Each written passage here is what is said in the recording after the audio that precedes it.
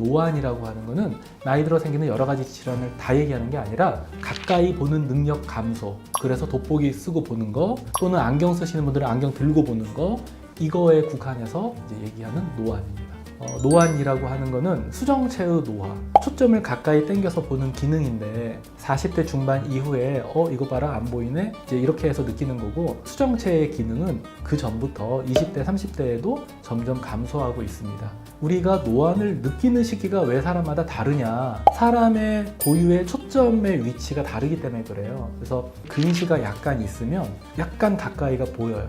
그런 분들은 노안이 굉장히 늦게 오는 것 같을 거고, 정시가 아니라 원시인 경우는 멀리 볼 때 벌써 수정체가 힘이 빠져 있는데 거기서 더 가까운 거를 보려고 하니까 30대의 수정체도 막 힘들어 하는 거예요. 그래서 원시가 있으면 30대에도 노안을 느낄 수도 있는 거고, 근시가 있으면 50대, 60대까지 괜찮을 수도 있는 거고, 느끼는 시기는 눈 상태에 따라서 조금씩 다릅니다.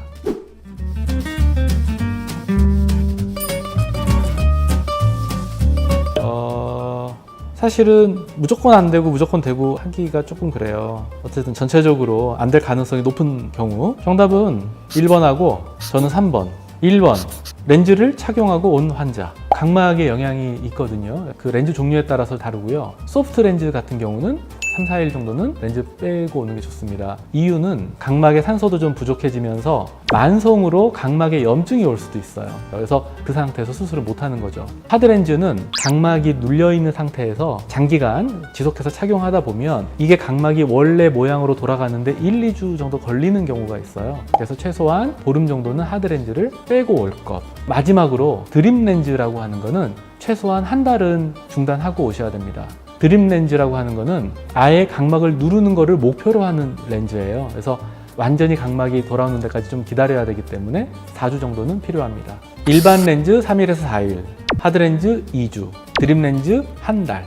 3번, 눈이 자주 따끔거리는 환자. 눈이 좀 건조하거나 눈물 기능 떨어지면 그럴 수도 있는 거잖아요. 근데 그런 경우는 괜찮은데, 각막에 만성으로 염증이 있다던가 만성으로 각막 상처가 있는 경우에는 치료를 하고 수술을 하는 게 좋습니다.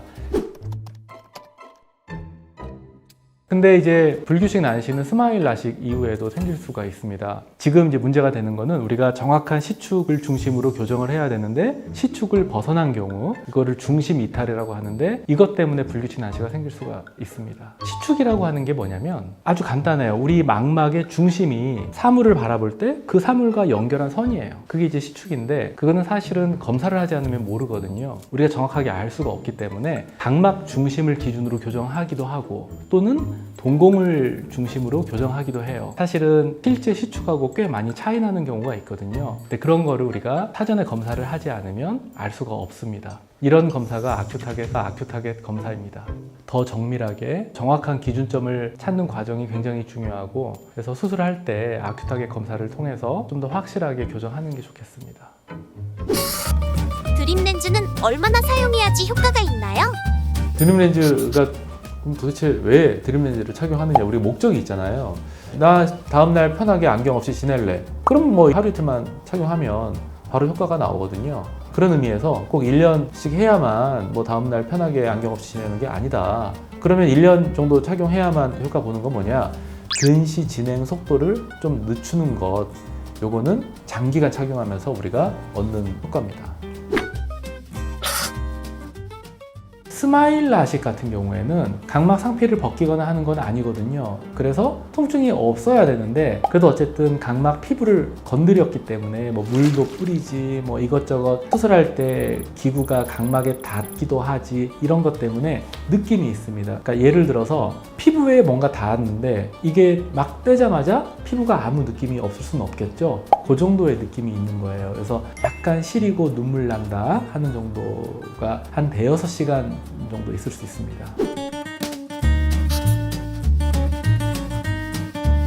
라섹 수술을 하면요, 이거는 라식으로 인한 안구건조증과 조금 달라요. 한번 피부를 다 벗겨내고 각막을 깎았어요. 그러면 이 피부가 다시 재생이 돼서 덮이는데 3일 걸려요. 3일. 요새는 짧아져서. 그래서 라섹 수술하면 딱 3일만 아프면 돼요. 근데 그러면 3일 지나면 각막 상피가 다 나았느냐? 아니에요. 이게 겉으로는 나아 있어서 느낌은 좋아. 잘 보이고 통증도 하나도 없어. 하지만 뭔가 문제가 생겼을 때 뭔가 악조건 상태에서 내가 버텨낼 수 있는 힘이 없는 거예요. 이게 완전하게 돌아오려면 6개월에서 1년 갑니다. 각막 상피 밑에 각막 실질 부위하고 연결되어 있는 아주 미세 구조가 있어요. 얘네들이 돌아오는데 6개월에서 1년 정도 걸려요. 라식은 절편 만드느라 신경이 이제 문제가 생긴 거고, 라섹은 그건 좀 덜해요. 왜냐하면 절편을 안 만드니까 그냥 막 깎어.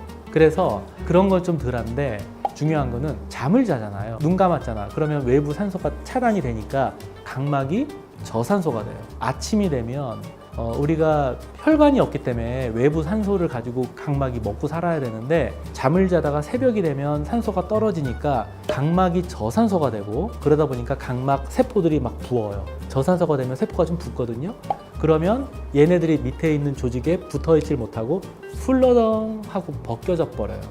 마치 우리가 예를 들어 발에 물집 잡혀가지고 수포가 있는데 어떻게 하다가 쫙 벗겨져 버리면 되게 아프겠죠? 그런 것처럼. 그래서 라섹의 부작용으로 새벽에 눈 뜰 때 아야 하면서 눈이 확 아픈 경우들이 있어요. 이거는 안구건조증이라고 하기에는 좀 그렇긴 한데, 어쨌든 이것도 각막 상피가 약해서 생기는 그런 합병증입니다. 가장 중요한 것 중에 하나가 안구건조증하고 거의 무관하다. 이게 스마일 수술의 장점이에요. 이거는 스마일 수술의 원리를 알면 충분히 이해가 되는데, 레이저가 안으로 들어가서 신경이 없는 각막 중간층에서 수술을 다 끝내. 그러면 끝나는 거예요. 그래서 스마일 수술했다고 해서 안구건조증 원래 있던 게 치료가 되는 거는 아니에요. 그래서 내가 원래 안구건조증이 좀 있었어? 그러면 그 정도 안약 쓰면 돼요. 자, 근데 여기서 만약에 스마일 수술을 했는데 수술하고 나서 뭐 한 몇 년 있다가 막 내가 눈을 많이 쓰고 하다 보니까 안구건조증이 생긴 것 같아. 그러면 안구건조증이라고 하는 건 워낙 많이 있는 질환이기 때문에 이거는 조금 별개로 생각해도 될 것 같아요.